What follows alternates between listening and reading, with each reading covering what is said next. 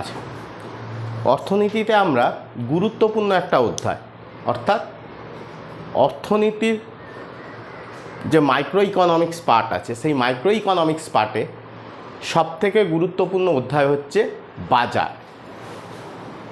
এই বাজার কি, বা আমরা যে চোখের সামনে যা দেখতে পাই সেটাই কি বাজার, নাকি অর্থনীতির ভাষায় বাজার আলাদা? তাহলে এই বাজার বিষয়টা কি সেটা আগে আমরা জানব, এবং সেই বাজার প্রতিযোগিতা অনুসারে কয় প্রকারের হতে পারে সেটা নিয়েও আমরা আলোচনা করব। প্রথম আমরা আসছি কি বাজারের সংজ্ঞা, বা বাজার বলতে কি বুঝি। না, অর্থনীতির ভাষায় যদি আমরা বাজার বুঝতে চাই বা জানতে চাই, তা হচ্ছে দ্রব্য ক্রয় বিক্রয়ের উদ্দেশ্য।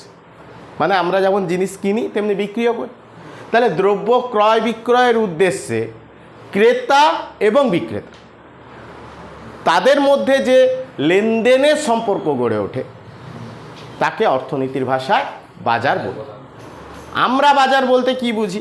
না, আমরা বাজার বলতে বুঝি যে কোনো একটা স্থানে ধরা যাক কিছু জিনিসপত্র নিয়ে বসেছে, কিছু মানুষ গেছে, সেটাকেই আমরা মূলত বাজার বলি। কিন্তু অর্থনীতির ভাষায় যদি লেনদেন হয় ক্রেতা বিক্রেতার মধ্যে দ্রব্য ক্রয় বিক্রয়ের উদ্দেশ্যে, তাহলেই কিন্তু আমরা অর্থনীতির ভাষায় তাকে বাজার বলি। এবার আমাকে বলো, এই যে তোমরা পড়াশুনো করছো এখানে, এটা কি বাজার কি বাজার নয়? বাজার কেন? আমি কিছু ট্রান্সফার করছি, তার বিনিময়ে তোমরাও কিছু ট্রান্সফার করছো, এবং এখানে কিন্তু স্থানটা গুরুত্বপূর্ণ নয়। আমাদের সংজ্ঞাটা কি? দ্রব্য ক্রয় বিক্রয়ের উদ্দেশ্যে ক্রেতা আর বিক্রেতার মধ্যে লেনদেনের সম্পর্ক গড়ে উঠলেই তাকেই আমরা বলবো কি বাজার। এখন অর্থনীতিতে বাজার বিভিন্ন রকমের হতে পারে। সেটা হতে পারে সময় মেয়াদ অনুসারে, ভৌগোলিক পরিবেশ অনুসারে, স্থান অনুসারে। কিন্তু তোমাদের সিলেবাসে কেবলমাত্র প্রতিযোগিতার ধরন অনুসারে যে বাজার সেটাই আমরা এখানে জানব। তবুও আমি ভৌগোলিক পরিবেশ অনুসারে এবং সময় মেয়াদ অনুসারে দুটো বাজার একটু বুঝিয়ে দিচ্ছি বা আমরা একটু আলোচনা করছি। ফার্স্ট আসছি সময় ও মেয়াদ অনুসারে। সময় মেয়াদ অনুসারে বাজার হচ্ছে কি?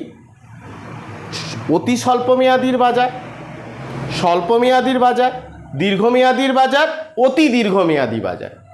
তার অতি স্বল্পমেয়াদীর বাজার কি? না, যে বিষয়ের লেনদেন অল্প সময়ের জন্য হয় বা অল্প সময়ের মধ্যেই সেই বাজারের কাজকর্ম শেষ হয়ে যায়, সেই ধরনের বাজারকে আমরা কি বলবো? অতি স্বল্পমেয়াদীর বাজার। যেমন পচনশীল দ্রব্যের বাজার হতে পারে দুধ, হতে পারে মাছ। এগুলো দেখা একটা সময়ের পর আমি যদি ফ্রিজিং না করতে পারি তাহলে নষ্ট হয়ে যায়। তাহলে এই ধরনের বাজারকে আমরা কি বলবো? অতি স্বল্পমেয়াদীর বাজার। অর্থাৎ পচনশীল দ্রব্যের বাজারগুলোই মূলত অতি স্বল্পমেয়াদীর বাজার। আর স্বল্পমেয়াদীর বাজার কোনগুলো?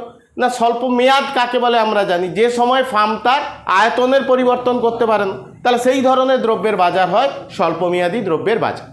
আর কি হতে পারে? দীর্ঘমেয়াদী দ্রব্যের বাজার। অর্থাৎ যে জিনিসগুলো চট করে নষ্ট হয় না, অর্থাৎ তাদের স্থায়িত্ব থাকে বেশি সময়, সেই ধরনের বাজারগুলোকে আমরা কি বলবো? দীর্ঘমেয়াদীর বাজার। ধরো কোনো ফ্রিজ, কোনো আসবাবপত্রের বাজার, এগুলো হচ্ছে দীর্ঘমেয়াদী বাজারের উদাহরণ। আর কি হতে পারে? অতি দীর্ঘমেয়াদীর বাজার।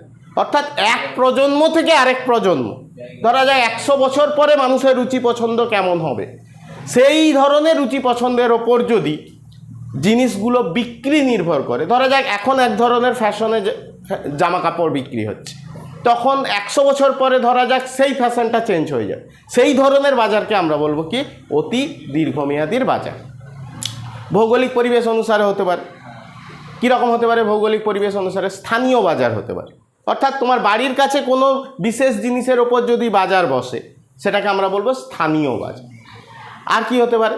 না, জাতীয় বাজার। জাতীয় বাজার কীরকম? না, একটা দেশের মধ্যে যদি কিছু জিনিস নিয়ে দ্রব্যের আদান প্রদান হয় বা বিক্রি হয়, সেই ধরনের বাজারকে আমরা কি বলবো? না, জাতীয় বাজার। আন্তর্জাতিক বাজার, এক দেশ থেকে আরেক দেশে যে ধরনের দ্রব্যের আদান প্রদান নিয়ে যে বাজার গড়ে ওঠে তাকে আমরা কি বলি? আন্তর্জাতিক বাজার। আমরা আন্তর্জাতিক বাজার পড়েছি। তাহলে এইগুলো মোটামুটি বাজারের শ্রেণীবিভাগ আছে। কিন্তু আমরা এখানে যেটুকু পড়ব সেটা হচ্ছে কি না পূর্ণ প্রতিযোগিতা অনুসারে বাজারে শ্রেণীবিভাগ। অর্থাৎ এই প্রতিযোগিতার ধরন অনুসারে বাজার ক প্রকারের হতে পারে তা আমরা এক এক করে আলোচনা করব।